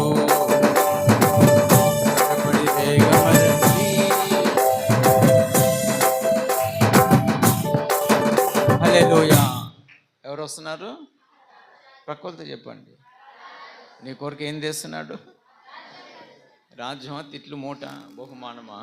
మీ కొరకు బహుమానం ఉందా? ఏం చేయట్లేదు. బహుమానం ఎక్కడికి చేస్తారమ్మా? బర్త్డే కేక్ ఎట్టిది బహుమానం ఎవరికి ఇస్తాడు? వాణి అది. ఏం క్రియలు చేస్తున్నారు మీరు? ఫస్ట్ నేను చెప్తున్నాను ఏంటి? క్రీస్తుని మీరు లోకానికి మీ చూపుతో, మాటతో, ప్రవర్తనతో ఆయన లక్షణాలు చూపించండి అన్నాను. అవే చేయట్లేదు. మీకు బహుమానం ఎక్కడి నుంచి వస్తుంది? ఎలా ఊహించేసుకుంటున్నారు? ఆయన న్యాయాధిపతి, ఎవరు చెప్పండి, గట్టిగా చెప్పాలా? సరిగ్గా తూకం వేస్తాడు. హల్లెలూయా. పాపమాన్ని మర్చికొని పోన్లే పాపం అని ఇచ్చాడు. ఆ టైంలో ఆయన న్యాయాధిపతి, జాలుగుండే ఏ గుండె ఉండదు ఇంకా, ఆయన న్యాయాధిపతి. ఎవరు చెప్పండి? యేసే ఎవరు? న్యాయాధిపతి. గట్టి చెప్పండి. అంతే, కరెక్ట్ జడ్జిమెంట్, అందులో ఇంకా కాంప్రమైజ్ అయ్యేది లేదు. అది కనుక న్యాయాధిపతి ఆయన కాబట్టి సరైన న్యాయం తీర్చువాడు. లంచం తీసుకొని న్యాయం తిప్పాడు ఆయన. లంచం తీసుకొని న్యాయం తిప్పాడు. అందుకని ఆ న్యాయం కూడా కంటి చూపుతో కానీ చెవి విన్నదాన్ని బట్టి ఏం చేయడు. నీ క్రియలు ఏంటి దాన్ని బట్టి చూస్తే మళ్ళీ పాపం కనికరం వచ్చేది. అందుకని అనమాట, ఆయన కంటి చూపును బట్టి తీర్పు తీర్చడు. ఎవరు చెప్పిన మాటలు వినేసి తీర్పు తీర్చడు. ఆల్రెడీ ప్రతిది రికార్డెడ్గా ఉంటుంది ఆయన దగ్గర, ప్రతిది రికార్డ్. అందులో ఏమి రికార్డ్ అయిందో దాన్ని బట్టి ఆయన తీర్పు తీర్చుతాడు. అందుకే నీకు వెలుగు ఇచ్చాడు, నీ మీద వెలుగు ప్రకాశిస్తూనే ఉంది. నీకు తెలియకుండా వెలుగు ప్రకాశిస్తుంది, ఆటోమేటిక్గా ప్రకాశిస్తుంది. పొద్దున్న సూర్యుని వెలుగు పొద్దుట వేసరి పడుతుంది నీ మీద. వెళ్తురైనా పడుతుందా పడదా? అలాగే దేవుని మహిమ నీ మీద ప్రకాశిస్తుంది. నువ్వు దాన్ని ప్రకాశించనియాల. ఆయన గుణం, ఆయన లక్షణాలు లోకానికి చూపించాలి. ఇంటిలో చూపించాలి, బయట చూపించాలి, షాపింగ్ మాల్లో చూపించాలి, మార్కెట్లో చూపించాలి, ఆటో వాళ్ళ దగ్గర చూపించాలి, రిక్షా పుల్లర్ దగ్గర చూపించాలి, బస్సు ఎక్కినప్పుడు చూపించాలి, ట్రైన్ వెళ్తున్నప్పుడు చూపించాలి. Wherever you travel, chance వచ్చినప్పుడు you must show the Jesus Christ. హల్లెలూయా. చూపిస్తున్నామా? ఆ ఇంటెన్షన్ మనకు ఉండాలి, ఆ ఆసక్తి మనలో ఉండాలి. నేను క్రీస్తును లోకానికి చూపించాలి, నేను క్రీస్తును లోకానికి చూపించాలి. ఎందుకంటే నేను లోకానికి వెలుగును అని చెప్పుకోవాలి ఫ్రీక్వెంట్గా. నేను లోకానికి వెలుగును కనుక క్రీస్తు వెలుగు నా మీద ప్రకాశిస్తుంది. నేను ప్రకాశించాలి ప్రభా. ఇంకా నేను మీరు ఎంత ఎక్కువ ప్రకాశిస్తూ ఉంటే అంతగా మహిమ నీ మీద, మహిమ నుంచి ఇంకా మహిమ నుంచి ఇంకా మహిమలోకి వెళ్ళిపో. కొంతకాలంకి నిన్ను చూస్తే దండం పెట్టేస్తుంటారు. అర్థమైందా? ఏమని? బాబు నువ్వు వేసు బాబు, బాబా నువ్వు కాదు బాబు, నేను ఏసీనే చూసేస్తున్నాను అంటారు. అలా అయిపోతుంది అనమాట. చాలా సాఫ్ట్గా స్మూత్గా అయిపోతుంది నీ లైఫ్. హల్లెలూయా. నీ మాట కట్టతనం అంతా పోతుంది అనమాట. చాలా సాఫ్ట్ నేచర్ వచ్చేస్తుంది. హల్లెలూయా, హల్లెలూయా. మీ మొక్కలు చాలా సాఫ్ట్గా అయిపోతాయి. సాఫ్ట్వేర్ కంపెనీలా కాదు, అర్థమైందా? స్మూత్గా, సాఫ్ట్గా, లవ్లీగా మీ చక్కగా ఉంటాయి. మీ మొక్కలు చూస్తే అర్థమైపోతుంది. అమ్మ దేవుడమ్మ, మా ఊరు పక్క తునిలో దేవుడమ్మ నుండి దో మనిషి చచ్చిపోయిందిలే. చంద్రబాబు నాయుడు గారు కూడా పోయారు ఆమె దగ్గరికి, దేవుడమ్మ దగ్గరికి. అర్థమైందా? ఆ గడ్డం అంతా తెల్లగొచ్చి పోయి నల్లగొచ్చేయాలి అని వెళ్ళిపోయాడు ప్రార్థన చేయించుకుందని. ఆ దేవుడమ్మ అనే మనిషి గీత గీసేదట ఇలాగా. ఏ జబ్బు అయినా గోరు పెట్టి గీసేసిదంట. దేవుడు నాకు గోరు పెట్టి గీసేయమన్నాడు. అందరు గోర్లు చేతి వేసే గీయించేసుకున్నాడు. ఈ మాత్రం ఆయన పేరు అలా దెయ్యాలు పెట్టిన బోలు మంది వస్తారు. అర్థమైందా? హల్లెలూయా. అలాగా దేవుడమ్మ అంటే ఆ మనిషి కాదు, మీరు మిమ్మల్ని అమ్మ, నీవు దేవుడితో సమానం. అది నువ్వు దేవుడు, you are the god to the people. అది ఫరోకు నీవు దేవుడవు. మోషేని కూర్చి అన్నాడా లేదా? వేసే ఫరోకు నీవెవరు? దేవుడు. దేవుడు అంటే ఆయన కాదు, అలాంటి వాడవని అర్థం. హల్లెలూయా. గట్టిగా చెప్పండి. సో లోకానికి మీరు ఏం చేయాలి? సువార్త అందించేది ఇది ఒక పద్ధతి. ఏది? క్రీస్తును లోకానికి చూపించాలి. నువ్వు బైబిల్ ఇవ్వకపోయినా పర్లేదు, ట్రాక్ ఇవ్వకపోయినా పర్లేదు, నీ జీవితంలో క్రీస్తును చూపించగలిగితే భాగ్యవంతుడివే, భాగ్యవంతురాలువే, ధన్యుడివే, ధన్యురాలువే. చప్పలు కొట్టుకుందాం. హల్లెలూయా, హల్లెలూయా, హల్లెలూయా. రెండవది, చారిటీ వర్క్ చేయండి. ఏం చేయాలి? చారిటీ, చేతనైన సహాయం చేయండి. అది క్రీస్తు పరిచర్యలో ఒక భాగం. వాక్యంతో పాటు ఏంటి? చేతనైనా సహాయం ఖచ్చితంగా చేయాలి. మీకు లేకపోయినా లేమిలో నుంచి సైతం మీరు చేయటం ప్రారంభించండి. చెయ్యాలని ఆసక్తితో చేయండి. మీరు గొప్పోళ్ళు అయిపోతారు. మీరు ఏమైపోతారు? బీదలకి ఇచ్చేది వేస్ట్ అవ్వదు, అది దేవుడికి ఇచ్చేది. బీదలకి ఇచ్చేది దేవుడికి అప్పు ఇచ్చేటం అంట. బీదలకి ఇవ్వటం ఏంటి? సామెతల్లో మీకు ఆ మాట కనిపిస్తుంది కదా. చాలా మాటలు ఉంటాయి. కనికరించేవాడు ఘనపరచువాడు అని ఉంటుంది 14వ అధ్యాయము. బీదలను కనికరించువాడు ఆయన్ను ఘనపరచువాడు, బీదలను బాధించువాడు సృష్టికర్తను నిందించువాడు. 14వ అధ్యాయం 31వ వచనంలో మాట మీకు కనిపిస్తుంది. చదువుతారా?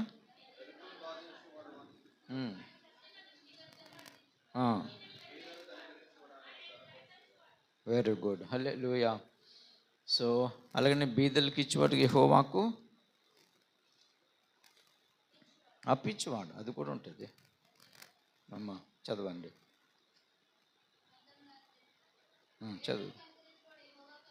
బీదలను కనికరించేవాడు యెహోవాకు అప్పిచ్చేవాడు. ఖచ్చితంగా ఆయన ఏం చేస్తాడు? ప్రత్యుపకారం చేస్తాడు. అందుకే love the poor. Of course poor the people are always అన్ని చోట్ల ఉంటారు. బట్ చేతనైనంత మట్టుకు మనం ఏం చేయాలి? సహాయం. మీ కళ్ళ ఎదుట, మీ కంటి ఎదుట ఎవరైనా బీదరికంగా అనిపిస్తే షో కంపాషన్ అపాన్ దెమ్. ఎంతో కొంత హెల్ప్ చేయండి. వాళ్ళ మీద కనికరించి చూపండి, ఎంతో కొంత హెల్ప్ చేయండి. హల్లెలూయా, గట్టిగా చెప్దామా? హల్లెలూయా. అది కనుక మనము చారిటీ వర్క్ అనేది అలా క్రీస్తుని చూపించారు. మదర్ తెరీసా దానికి ప్రత్యక్ష సాక్ష్యం. ఆవిడ క్రీస్తుని చెప్పలేదు కానీ క్రీస్తును చారిటీ వర్క్తో లోకానికి చూపించింది. నాస్తిక దేశం రష్యా దేశం, ఏమైనా ఇన్వైట్ చేశారు అక్కడ. అందరూ కూడా వరల్డ్ వైజ్ వచ్చిన ప్రెసిడెంట్లు. అది ఒక పొలిటికల్ మీట్ అనమాట. ఇది అందులో ఈమెని పిలిచారు. సో ఈమె ఫస్ట్ లేచి ప్రార్థన చేసింది, అందరిని నిలబెట్టి చచ్చినట్లు చేశారు. ఈవెన్ రష్యన్ గవర్నమెంట్ కూడా దానికి అంగీకరించి చేసింది అనమాట. ఎందుకంటే ఆమెకు విలువ ఇచ్చారు. ఆమె చేసిన చారిటీ వర్క్కి విలువ ఇచ్చారు. కొంతమంది బ్రాహ్మణులు ఆమె మీద వ్యతిరేకంగా పోలీస్ స్టేషన్ కంప్లైంట్ ఇస్తే పోలీసులు పోయి అరెస్ట్ చేయడానికి వెళ్తే ఆమె చేసే పనిని చూసి నిర్ఘాంతపోయి చాలా హృదయ విదారకరమైన దృశ్యాలు చూసారనమాట. ఆ రసికారిపోతుంటే కుష్ఠరోగులకి అది క్లీన్ చేసి అన్నీ చేయటం చూసి అరెస్ట్ చేయటం మానేసి కాళ్ళ మీద పడి దండం పెట్టుకొని ఇలాంటి మహాత్మురాలని అరెస్ట్ చేయమని చెప్పి కంప్లైంట్ ఏమంటే ఆవిడ ఏం చేస్తుంది? మతం అని వాళ్ళు వెళ్ళి చేయమని వాడు క్రీస్తుని చెప్తుంది. ఏం చెప్పట్లేదు, పరిచర్య చేస్తుంది అంతే. అది స్వసిద్ధంగా రావాలి. హల్లెలూయా. ఆమెకు క్రీస్తు ప్రేమ. కుష్ఠరోగిని ముట్టినప్పుడు నాకు ఇష్టమే శుద్ధుడు కమ్మనైన మాట ఆమెను ఆకట్టుకుంది. ఆమె మారింది. అలా చారిటీ నేను చేయాలి, అలాంటి వర్క్ ఏసే చేస్తే నేనెంత అని చెప్పి సాక్రిఫై చేసుకొని చేసింది. ఇది అలాంటి తల్లిని కూడా ఏం చేసేవారు? దూషించే మనుషులు కూడా లేకపోలేదు.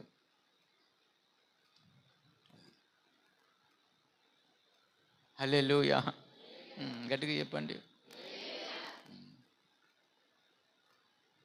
కొన్ని సామెతలు భలే వర్తిస్తాయి. అమ్మ పెట్టదంట, అడుక్కొని తినేదంట. ఏమే పెట్టట్లేదని అడుక్కొని తిందామంటే అడుక్కొని కీళ్ళేదంటదంట. అలాంటి ప్రజలు ఉన్నారు. అది ఏడు చేసేవాళ్ళకి వంక పెడతాడు, మతం అడ్డెడతాడు, కులం అడ్డెడతారు. చూసారు? క్రీస్తు ప్రేమ ఎన్ని ఆటంకాలు వచ్చినా నిన్ను బలవంతం చేస్తుంది. హల్లెలూయా. చేయాలి. ఎన్ని ఆటంకాలు వచ్చినా మనం ఏం చేయాలి? చేయాలి. చారిటీ వర్క్ రియల్గా. మన ఇందులో కూడా దోచేసుకునే వాళ్ళు ఉంటారు. రూపాయి ఇచ్చి 10 రూపాయలు లాగేస్తుంటారు. ఒక రొట్టె ముక్క ఇచ్చి 100 రొట్టెలు లాగేస్తుంటారు లోపలేసి. నేను వాళ్ళ గురించి చెప్పట్లేదు. అన్ని చోట్ల, అన్ని వర్గాల్లో, అన్ని మతాల్లో దొంగలు ఉన్నారు, దోచుకునే వాళ్ళు ఉన్నారు. వాళ్ళని బట్టి అందరూ అంటే కుదరదు. నీతి నిజాయితీ పరులు ఉన్నారు. సో కనుక మనం చేతనైనంత మట్టుకు మనం ఏం చేయాలి. అందుకే యేసుప్రభు అన్నారు, అదే కొండ మీద ప్రసంగం చేసినప్పుడు ఆ మాట, కొంచెం కింద మంచం కింద పెట్టరు అని. మనుషులు మీ సత్క్రియలను, ఉందా మాట, మనుషులు మీ సత్క్రియలను చూచి పరలోకమందున మీ తండ్రిని మహిమపరుచున్నట్లు. మత్తయి సువార్త 5వ అధ్యాయం 15వ వచనం 16వ వచనం. మనుషులు మీ సత్క్రియలను చూచి పరలోకమందున మీ తండ్రిని మహిమపరిచినట్లు వారి ఎడల మీ వెలుగు ఎక్కడ ప్రకాశింపనేయాలి? మనుషులు ఎదుట. అంటే ఎక్కడ? సత్క్రియలు, నీడీ పీపుల్కి హెల్ప్ చేయటం. అది సత్క్రియలు మనం ఓపికతో చేయాలట. రోమపత్రికలో ఆ మాట కనిపిస్తుంది. సత్క్రియలు మీరు ఎలా చేయాలి? ఓపిక. అనండి. ఎందుకు ఓపిక?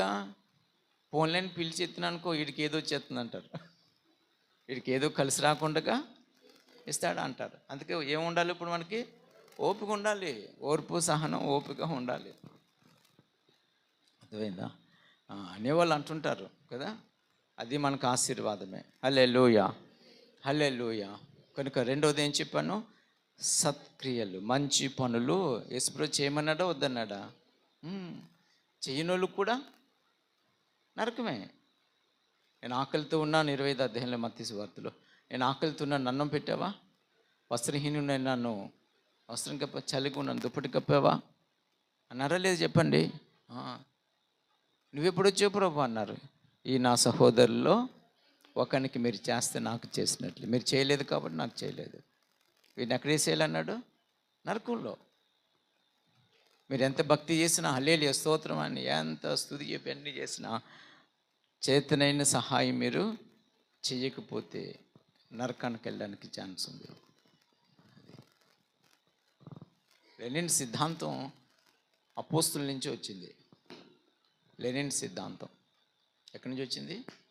అపోస్తుల బోధ నుంచి వచ్చింది. ఎందుకంటే ఆది అపోస్తులు బోధించినప్పుడు ప్రజలు ఇన్స్పైర్ అయ్యారు. వాళ్ళు స్థిర ఆస్తులు తెచ్చి అపోస్తుల పాదాల దగ్గర పెట్టేశారు. అపోస్తుల పాదాల దగ్గర పెడితే వాళ్ళు ఏం చేశారు? షేర్ చేసుకుని బ్యాంక్ అకౌంట్లో వేసేసుకున్నారా? లేదు. ఆ డబ్బులు ఏం చేశారంట, అప్పుడు ఎవరైతే బీదలు ఉన్నారో, దేవుని నమ్ముకున్న వాళ్ళు, యేసుప్రభుని నమ్ముకున్న వాళ్ళు, వాళ్ళందరికీ పంచి ఇచ్చారు. అందుకే బీదలు లేకుండా అందరికీ సమానత్వం. అందులో నుంచి లెనిన్ సిద్ధాంతం పుట్టింది. వీళ్ళు డైరెక్ట్గా పాపం వాక్యం విని వాళ్ళు మారిపోయారు. వీళ్ళు ఎవరు మారుతారు? అందుకని లూటీ చేసేవారు అనమాట. డబ్బులు ఉన్నవాడిని కొట్టడం, డబ్బులు లేనివాడికి ఇవ్వటం, తన్నేసి అటు దగ్గర లాక్కొచ్చి వీడికి ఇచ్చేవాడు అలాగా. కానీ వాళ్ళు అలా కాదు, ప్రేమతో వాళ్ళంతటా వాళ్ళే. అర్థమవుతుందా మీకు? అది హల్లెలూయా. కొంచెం గట్టిగా చెప్పండి. ఇప్పుడు క్రైస్తవులు కూడా చాలా, ఎంత మంచి వాక్యం విన్నా సరే అది మనకు కదా పక్కోళ్ళుగా అనుకుంటారా అనుకోరా? అయ్యో పాపం, ఒక సోదరి వాళ్ళ కూతురు పెళ్ళి ఆగిపోతుంది, చాలా కష్టం మీద, 1,00,000 రూపాయలు ఉంటే పెళ్ళి అయిపోతుంది, గొల్లుని ఎడుతుందమ్మన్న పాస్టర్ గారు బాధతో ఆమె కోసం చెప్తున్నాను. అందరూ ప్రార్థన చేద్దాం అయ్యగారు, ప్రార్థన చేద్దాం. నీ ప్రార్థన ఆడుకోవాలి అక్కడ, ఆడు చేసుకోలేదా ప్రార్థన? వెంటనే కనికరించా, అమ్మా నేను 5,000 ఇస్తాను అయ్యగారు, నేను 2,000 ఇస్తాను అయ్యగారు, లేకపోతే నేను బియ్యం ఇస్తాను అయ్యగారు. ఎవరన్నా అంటారు చర్చిలో? అడుగుతున్నారు అంటారా? పాపం అమ్మ, నీ పిటినెస్ ఎవరికి కావాలి? అది ఏది క్రిస్టియానిటీ? ఏది ఇదేనా చర్చిలో? ఏది క్రిస్టియానిటీ? హల్లెలూయా. కనుక రాత్రి ఆలోచించాలా, సత్క్రియలు చెయ్యాలి, సంఘం చేయాలి, అది మారాలి మనం. ప్రైజ్ ది లార్డ్, హల్లెలూయా. ఇలా చేయటం వల్ల క్రీస్తు ప్రేమ తెలుస్తుందో తెలియదా? చెప్పరేమ్మా? తెలుస్తుంది. దేవుని పిల్లలమ్మా మాకు సహాయం చేశారు. ఒక బ్రాహ్మణ ఆయన కష్టపాపం సిగ్గు విడిచి వచ్చి మా పెళ్ళి అయిపోతుంది, మా కూతురు బాబు, ఒక 10,000 ఉంటే 20,000 ఉంటే అయిపోతుంది అని అన్నారు అనుకో, ఇవ్వాల వద్దా? ఓ బ్రాహ్మణుడు ఆ దగ్గర రాకూడదు అంటావా? రియల్గా వస్తే పొజిషన్ మనకి వెళ్ళి చూసి తెలిస్తే ఏం చేయాలి? హెల్ప్ చేయాలి. చేయలేవద్దామా? చేయాలి. ఎప్పుడు చేస్తాం? యేసుప్రభు రెండో రాకడ కూడా వచ్చేసాక, రహస్య రాకడ రెండో రాకడ వచ్చేసాక అప్పుడు చూద్దాం. కనుక మనము దేవుని పిల్లలం. దేవుని వెలుగు మన మీద ప్రకాశిస్తుంది. క్రీస్తుని లోకానికి చూపించాలి. రెండోది, మంచి పనులు మనం చేయాలి. మూడోది, దేవుని వాక్యం రైట్ ప్రజలకు రైట్ ప్లేస్కి వెళ్ళి చెప్పాలి. దేవుడు నీతో చెప్తారు, ప్రభు మీతో చెప్తేనే వెళ్ళాలి. అర్థమైందా? మీరు విశ్వాసులు దేవుని వాక్యం గురించి పర్టికులర్గా పలానా చోటుకి వెళ్ళి వాక్యం పలానా సోదరికి మాట చెప్పంటే వెళ్ళాలి. గాస్పెలింగ్ అనేది చాలా ముఖ్యం. ఆల్రెడీ నేను ముందు చెప్పాను, గాస్పెల్ అంటే ఏదో బైబిల్ పట్టుకుని ప్రసంగాలు చెప్పేయటమే కాదు.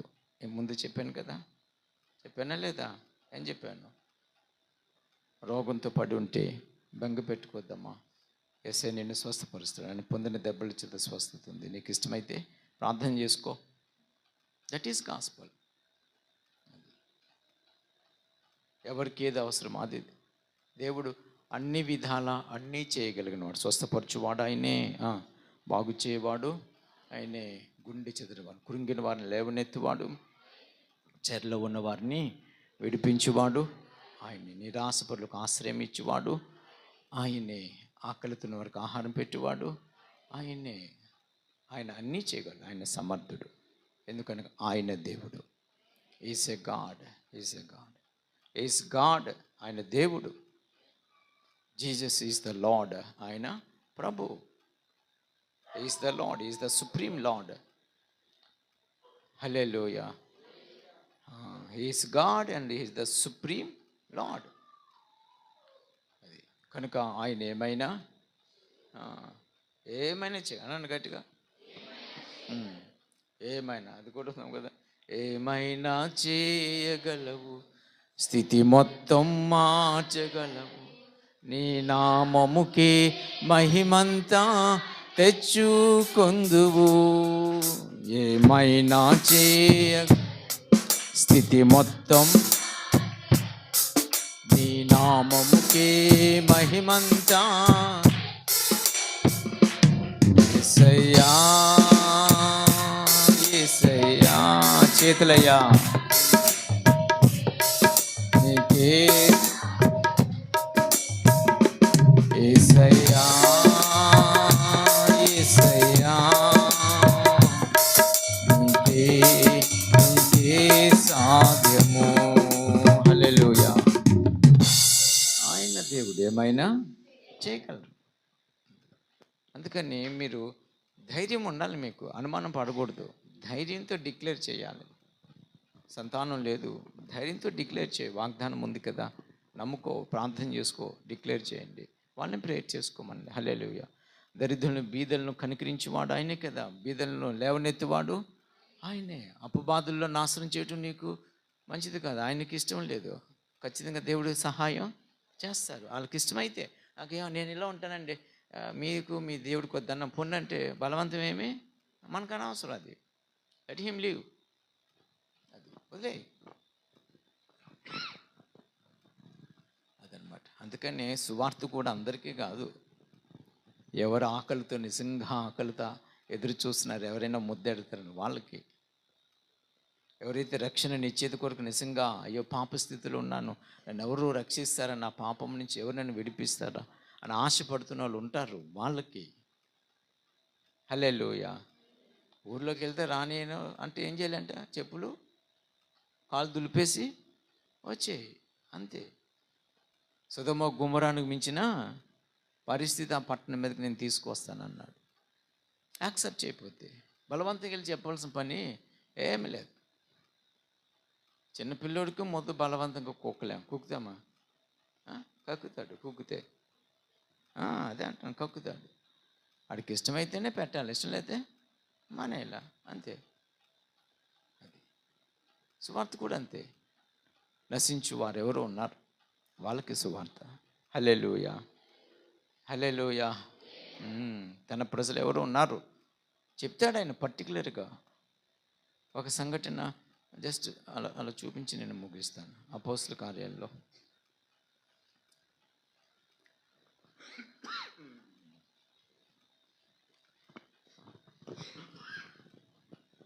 8వ అధ్యాయము 26వ వచనంలో ఫిలిప్పుతో దేవుని దూత మాట్లాడుతున్నారు.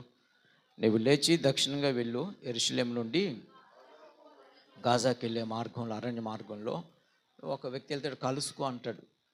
అప్పుడు ఐథియోపియరాణి అయిన కందాకే కింద మంత్రి, ఆమె యొక్క ధనాగారం అంతటి మీద ఉన్న ఐథియోపియుడైన నపుంసకుడు ఆరాధించుటకు యెరూషలేముకు వచ్చాడు. అతడు తిరిగి వెళ్ళొచ్చు తన రథం మీద కూర్చుండి ప్రవక్త యెషయా గ్రంథం చదువుచున్నాడు. అప్పుడు ఆత్మ పిలుపుతో అంటున్నాడు, నీవు ఆ రథం దగ్గరికి పోయి దాన్ని కలుసుకో. అప్పుడు పిలుపు ఏం చేశాడు? దగ్గరకు పరిగెత్తుకొని వెళ్ళాడు. ఏం చేశాడు? రథం వెళ్ళిపోతే వేగంగా కదా, కలుసుకోవాలంటే పరిగెత్తాలి వద్దా? పరిగెత్తాడు. ఈరోజు మనం పరిగెత్తాం, మన పాస్టర్, మాలాంటి పాస్టర్లు పరిగెడతామా? అర్జెంటుగా ఆ రథాన్ని మీట్ ఇవ్వడానికి జెట్ ప్లేన్ లాంటి ఒక బుల్లెట్ అర్జెంటుగా అలా పెట్టే ప్రభా అంతే వెళ్ళిపోతా అంటారు. ఏమో అని అనుకుంటున్నాను.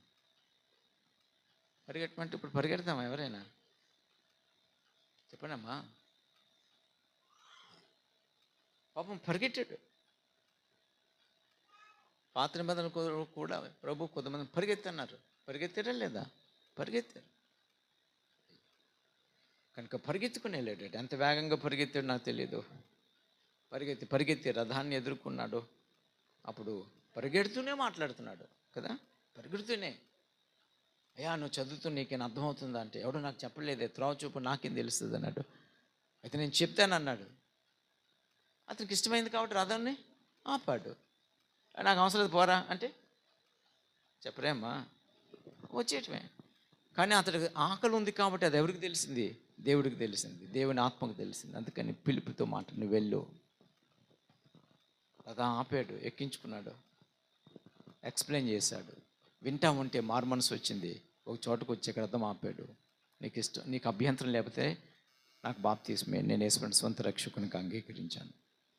నువ్వు అంగీకరిస్తే నాకు అడ్డు ఏంటి? ముంచేసాడు అంతే. ప్రభు ఆత్మ అంటున్నాడు, ఈసారి ఆయన దారిని ఆగిపోయాడు, నువ్వు మళ్ళీ అడ్రస్ కొనుక్కొని వెళ్ళకో. ఆత్మలను నా వల్లనే కుటుంబం బల్లే మాట్లాడతారు. నేనే రక్షణ ఇచ్చాను, ఈయన ఏదో రక్షకుల్లాగా నేనే రక్షణ ఇచ్చాను అంటే బాప్తీసం ఇచ్చాడు అనమాట. బాప్తీసం రక్షణ అంటాడు. రక్షణ అంటే ఏంటో తెలియదు ఈయనకి, పాస్టర్ గారికి. నేనే రక్షణ ఇచ్చాను. నువ్వు కాకినాడ వెళ్ళిపోయినా నేనే వస్తాను, ఎవరి చర్చికి వెళ్ళకూడదు. నువ్వు బొంబాయి వెళ్ళిపోయినా చెప్పరండి, నేనే వస్తాను. ఇంకే చర్చికి వెళ్ళడానికి వెళ్ళలేదు, నేనే వస్తాను.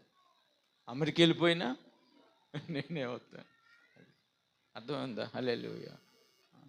గట్టిగా చెప్పండి హల్లెలూయా. ఇంకా గట్టిగా చెప్పండి. జగ్గిచర్లో చాలా చర్చిలు ఉన్నాయి మా ఊర్లో. మా చర్చి వాళ్ళే అందరూ, చాలామంది మా చర్చి వాళ్ళే. జగ్గిచర్లో ఫస్ట్ మేమే, మా వాళ్ళే వెళ్ళారు. ఫస్ట్ ఇల్లు మా వాళ్ళు ఇయ్యే. అర్థమైందా? అక్కడ చర్చి పెట్టేమన్నారు. ప్రభు అన్నారు అది నీ పని కాదన్నారు, మానేశాను. తర్వాత చాలామంది వచ్చారు, వాళ్ళు అక్కడికి దగ్గరకు ఫస్ట్లో కుమారపురం వెళ్ళబడినవన్నీ, తర్వాత ఎవరెవరు కడితే వాళ్ళ దగ్గరికి వెళ్ళమని అలా వెళ్ళారు. హల్లెలూయా. వాకులపూడిలో మన్ను కూడా తమ్ముడు వచ్చాడు కదా పాస్టర్ గారు, యూత్ మీటింగ్కి. వాళ్ళ దగ్గర పాస్టర్ మీటింగ్కి పెట్టారు. వాకింగ్ చెప్పడానికి వెళ్తే చెప్తున్నాడు. ఆయన అంటున్నాడు, అన్న మీ చర్చి విశ్వాసాలు మాకు మూల స్తంభాలు ఇక్కడ అంటున్నారు. ఓ ప్రైజ్ లార్డ్ అన్నాను. మీ చర్చి విశ్వాసాలు ఈరోజు మాకు మూల. తర్వాత మీకోసం వస్తున్నాను తెలిసి ఈరోజు వచ్చారు వాళ్ళు చూడడానికి అన్నారు. తర్వాత వచ్చారు వాళ్ళు, వాళ్ళకి అయ్యగారు బాగున్నారంటే, ఓ అలా చూసాను, ఓహ్ మీరా అని. అర్థమైందా? ఇక్కడి నుంచి ఎంత దూరం వచ్చేయండి అమ్మా అన్నానా? అన్నది. దేవుళ్ళు ఎదగాలి అంతే. Praise Lord. గట్టిగా చెప్దామా? ఇక్కడ అదే పరిస్థితి. మళ్ళీ ఎప్పుడు ఇంకా ఆయన దగ్గరికి వెళ్ళొద్దు. ఆయన నీ సంగతి అయిపోయింది, నీ పని ఏంటి? వాక్యం చెప్పమన్నాను, చెప్పావు, బాప్తీసం అడిగాడు, ఇచ్చేసావు, అంతే, బస్ అయిపోయింది. Praise Lord. గట్టిగా చెప్దామా? హల్లెలూయా, హల్లెలూయా. సువార్త ఎవరికి సువార్త? ఇక్కడ ఆయనకి తెలుసు ఎవరికి అవసరమో. ఎవరు ఆకలితో వాక్యం కొరకు ఎదురు చూస్తున్నారు. అవునా కదా చెప్పండి? యేసయ్యకి తెలుసా, మీకు తెలుసా? అందుకని ఆయనకు తెలుసు కాబట్టి సమరయ మార్గం గుండా వెళ్ళకూడదు, కానీ వెళ్ళవలసి వచ్చింది. బేసికల్గా మీకు ఏమర్థమైందో నాకు తెలియదు, కానీ మీలో వెలుగు ప్రకాశింపనేయాలన్న, సత్క్రియలు చేయాలన్న, సువార్త ప్రకటించాలన్న అల్టిమేట్గా ఒక వ్యక్తి అవసరం, ఆయనే పరిశుద్ధాత్ముడు. సో ఎవరిలైతే పరిశుద్ధాత్ముడు ఉంటాడో ఈ 3 క్రియలు మీలో జరుగుతాయి. ఎందుకంటే అన్నీ ఎరిగిన వాడు ఆయనే. Praise the Lord. ఆయన మాట్లాడతాడు మీలో ఉన్నప్పుడు, మీతో మాట్లాడు. ఎవరికి సత్క్రియ చేయాలో అందరికీ కాదు, గొప్పదనే దానకరులను కాదు మనం కోసేసుకొని ఇచ్చేయడానికి. అదే కదా పాపం దానకరులను ఏం చేశారు? శోధించాడు కదా, కవచకుండలాల్లో కోసేసి ఇచ్చేసాడు, పాపం చంపేశారు తర్వాత. లేకపోతే ఆయనకు చావు లేదు పాపం. అందుకే మన దానకరుణలో కాదు చెప్తాడు ఎవరికి. అందుకని సత్క్రియ కూడా ఎవరికి చేయాలంట? పొంద తగిన వాళ్ళకే అనండి అన్నమాట. గొప్పకి చేయకూడదు, పొంద. అది ఎలా తెలుస్తుంది? పరిశుద్ధాత్మను మీలో ఉంటే చెప్తారు ఎవరు పొందదగిన వాళ్ళు, ఎవరు అర్హులో.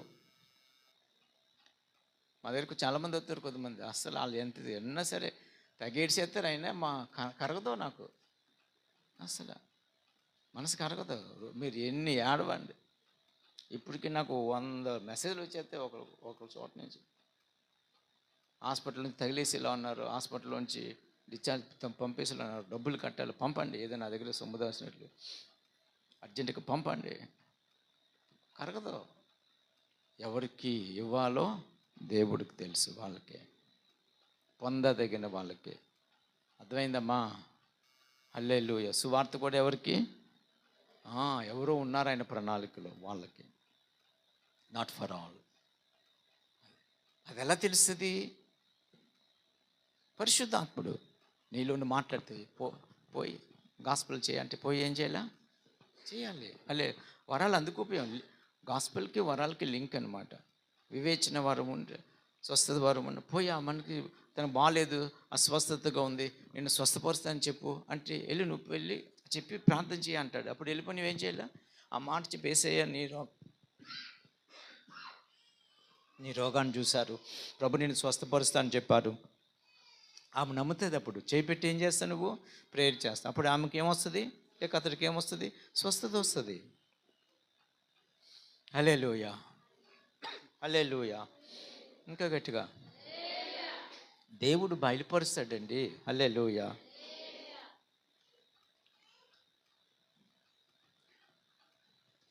బుటేగూడలో ఒక డాక్టర్ ఉంది.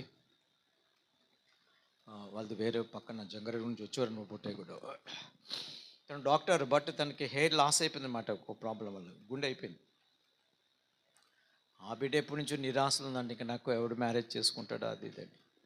మరి వాక్యం చెప్తున్నప్పుడు దేవుడు ఆమె కోసం ప్రామిస్ చెప్పాడు. నువ్వు ఇలా అనుకుంటున్నావు నీకు మ్యారేజ్ అవుతుందమ్మా అంటే ఏడ్చేసింది. అంకులు అవ్వదు అంకులు నాకంటే. ఇదే దేవుడేమో అవుతుంది అంటే నువ్వేమో అంకుల్ అని నువ్వనే వేసుకుంటే ఎలాగా? లేదు అంకులు, హెయిర్ లేదు కదా నాకు.